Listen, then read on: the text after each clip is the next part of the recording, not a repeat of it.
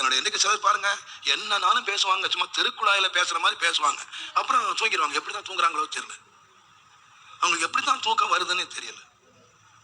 நமக்கு ஒரு சின்ன வார்த்தை பேசிட்டா மன்னிப்பு கேட்காம தூக்கம் வர மாட்டேங்குது.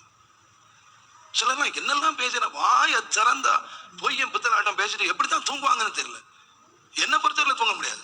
நான் மீறலன்னு சொல்ல மாட்டேன். என் கண்ணு மீறல, என் வாய் மீறல, என் கை மீறல, நான் சொல்லல. என் கை மீறி இருக்கலாம். ஆனால் ஆண்டவர் சமூகத்துல காலத்துல விழுந்து, ஆண்டவரே என் மீறுதலை எனக்கு மன்னியும், என் மீறுதலை எனக்கு மன்னியும்.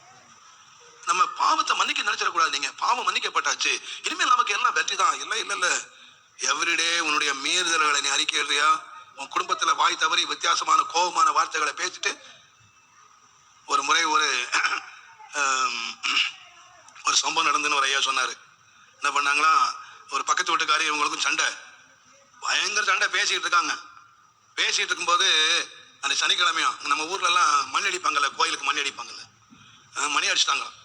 அப்போ இந்த அம்மா சொல்லிட்டு போனாலாம், ஏய் ஒரு நல்ல வேலை கோயில்ல மணி அடிச்சிட்டாங்க, போயிட்டு வந்து பாத்துக்கிறேன்.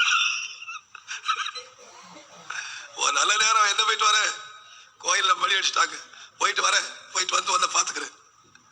ஆனா அந்த மாதிரி ஆளுங்க தான் வந்த உள்ள வந்த உடனே அந்நிய பாஷை பேசுறான். எப்படி? அதான் எனக்கு புரிய மாட்டேன். இந்த ரகசியம் தான் எனக்கு புரிய மாட்டேன். நான் சொல்றேன், வான்னு சொன்ன சாங்கி யோவான் சாலமன் சொன்னா, பாவம் செய்யாத மனுஷன் ஒருத்தனை இல்ல ஆண்டவரே. எல்லாரும் ஏன் யாரு? நம்ம யாரு? மண்ணு தாங்க.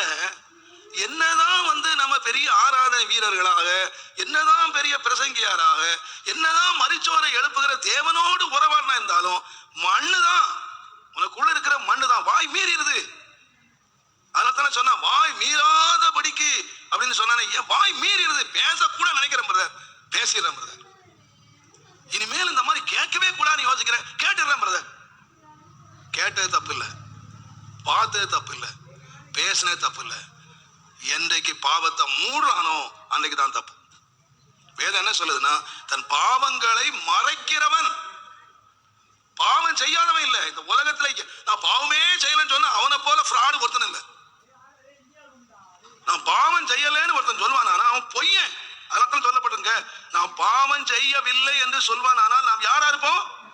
பசுத்தவனா இல்ல, பொய்யன். நான் சொல்லலைங்க, யோவான் எழுதுற, நான் சொல்லல. தேவனோடு உறவாடின மனுஷன் சொல்றாரு, நான் பாவம் செய்யலன்னு சொன்னா நான் பொய்யன்.